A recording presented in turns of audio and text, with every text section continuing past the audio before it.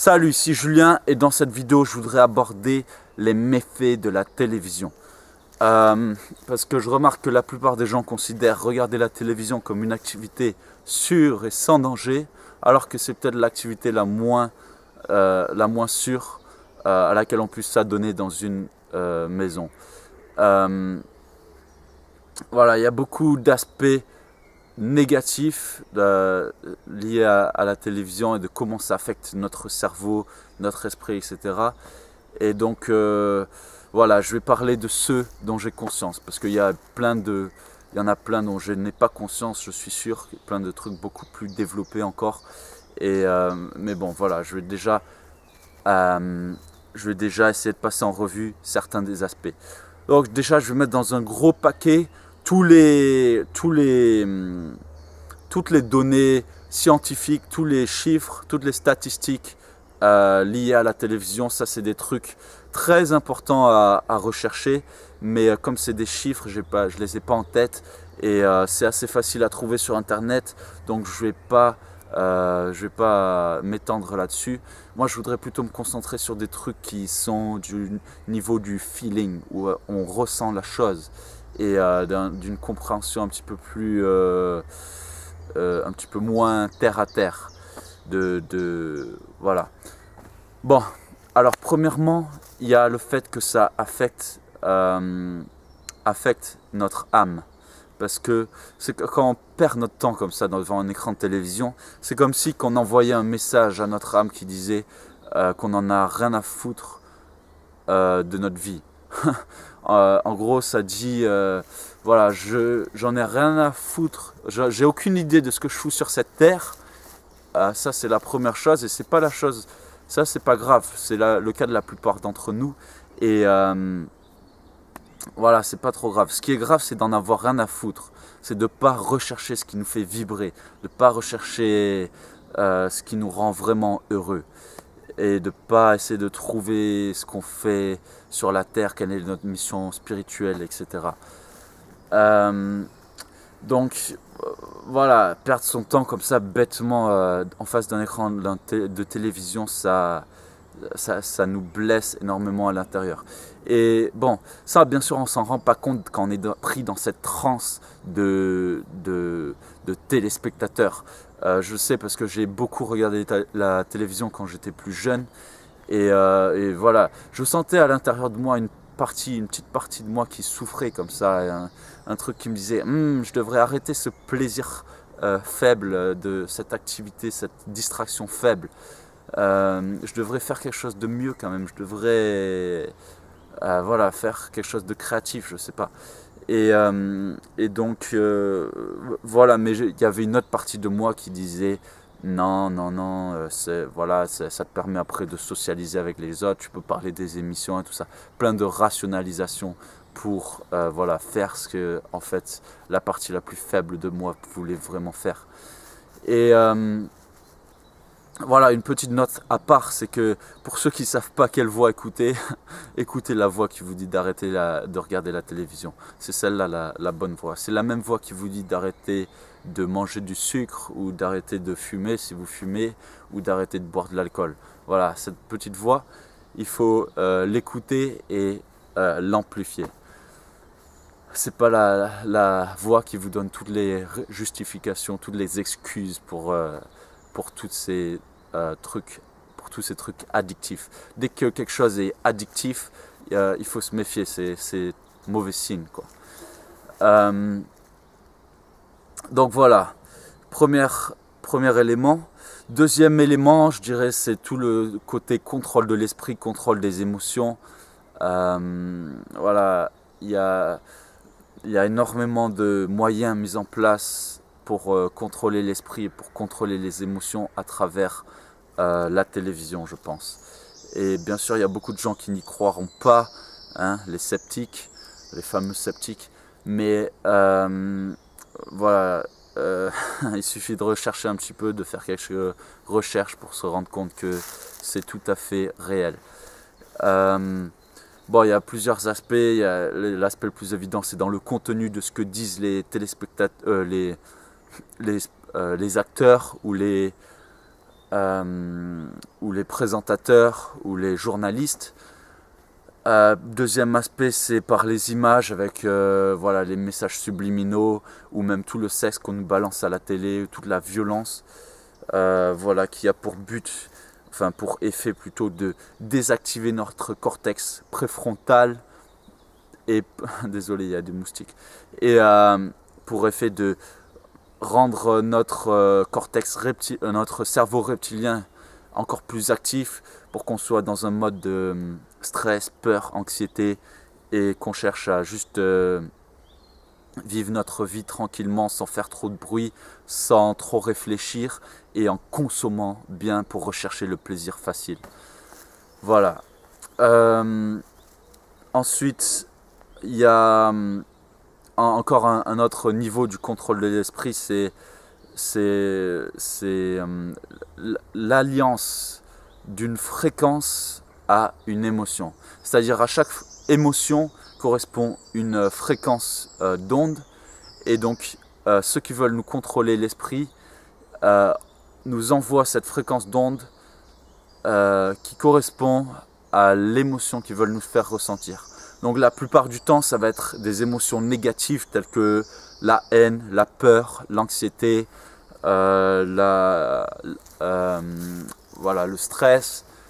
Et donc, ils vont envoyer cette fréquence par le biais du halo de lumière, qu'émet l'écran de télévision. C'est pas dans le contenu des images sur lesquelles on est concentré, c'est dans le halo de lumière. Comme si c'était un petit peu, voilà, une analogie qu'on peut faire, c'est ça correspond à l'aura d'une personne. Voilà, chaque personne a une aura, et dans cette aura, on va voir, enfin, les gens psychiques ou par le biais de machines spéciales, on pourra voir quelle est l'émotion la plus présente chez cette personne en voyant son aura. Si elle a beaucoup de haine, on va voir un maximum de rouge. Et bien c'est un petit peu la même chose ce qui se passe dans le halo de lumière de la télévision. Donc on n'a pas conscience de ça parce qu'on est concentré sur les images, et voilà, mais c'est dans le halo de lumière. Donc quand on dit à quelqu'un l'écran, la télévision contrôle ton esprit, contrôle tes émotions, la plupart des gens disent ouais, bien sûr, t'as raison, parle toujours, tu m'intéresses, des trucs comme ça. Ils y croient pas, ou ils croient qu'ils peuvent le contrer parce qu'ils se croient intelligents et qu'ils peuvent analyser ce que disent les journalistes ou les présentateurs, et donc ne pas mettre ça dans leur subconscient. Mais voilà, à partir du moment où on est en face d'un écran de télévision, peu importe le contenu, peu importe le programme, ça peut être un match de foot, ça peut être un dessin animé, ça peut être juste de la neige, peu importe, ça peut être un documentaire animalier, il y a du contrôle de l'esprit et du contrôle des émotions qui a lieu. Voilà, ça c'est le point que je voulais essayer de vous faire sentir et ressentir et comprendre, parce que ça me paraît très important. Et bon, bien sûr, ces émotions comme ça peuvent nous être transmises par la lumière, mais elles peuvent aussi nous être transmises par le son.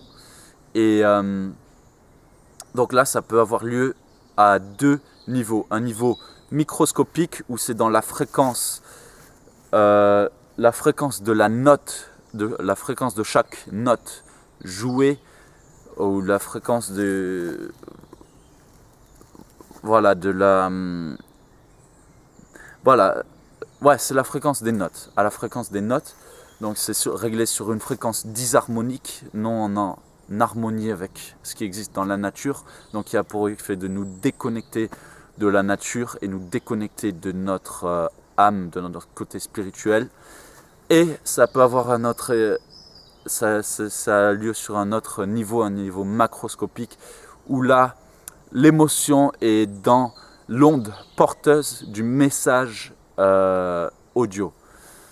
Voilà, donc là pareil, les gens disent ouais mais non n'importe quoi, ça contrôle la télé contrôle pas notre esprit, sauf que ça vient directement dans notre subconscient. On est concentré sur le message et c'est pas dans le message.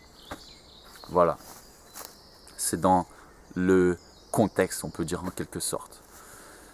Ou c'est dans le moyen même de transmettre le message et c'est dans le réglage du message, réglage même du son. Bon, voilà. Bon, un autre aspect, bien sûr, c'est tout ce flux, cette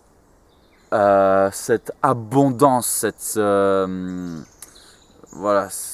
inondation d'informations, et souvent des informations négatives, bien sûr, qui affolent notre esprit et qui nous rendent, qui font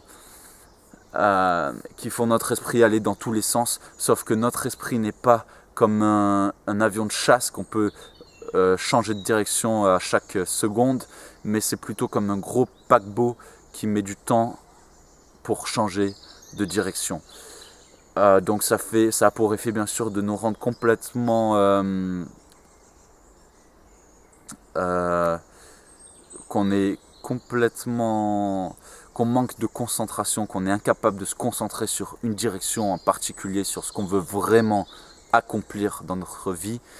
Et ça surcharge notre cerveau, ce qui essaie de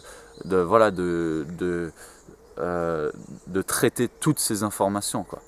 Il peut pas, et surtout des informations complètement inutiles la plupart du temps. Ça fait des années que j'ai pas regardé les informations et je vous assure que je vis très bien. Voilà. Bref, c'est pour moi vraiment totalement ridicule maintenant de regarder les informations. Surtout que ça devrait s'appeler de la désinformation parce que la plupart du temps c'est des trucs complètement faux. Qui servent juste à nous distraire. Bref, je veux même pas m'appesantir sur ce sujet. Je suis sûr que la plupart d'entre vous savent très bien ce que je veux dire, ou du moins une partie d'entre eux le ressentent. Et sinon, qu'est-ce qu'il y a d'autre ? Ouais, je crois que je vais arrêter pour cette vidéo, je veux pas la faire trop longue. Donc voilà quoi, vraiment, perdez pas votre temps devant la télévision. Et moi, je suis surtout inquiet pour tous ces enfants qui passent leur temps devant un écran. La dernière fois, j'étais dans le train, il y avait une famille avec 4 enfants à côté de moi. Et sur les 4 enfants, il y en avait 3 qui étaient en face d'un écran de télévision. Un qui regardait un dessin animé sur un lecteur DVD portable, une qui était sur son téléphone portable tout le long du trajet, et un qui, je sais plus ce qu'il faisait, peut-être sur un ordinateur, je suis pas sûr. Et bon, le quatrième, il n'était pas en face d'un écran de télévision parce qu'il dormait, tout simplement. Sinon, je suis sûr qu'il aurait été aussi avec son portable ou quelque chose.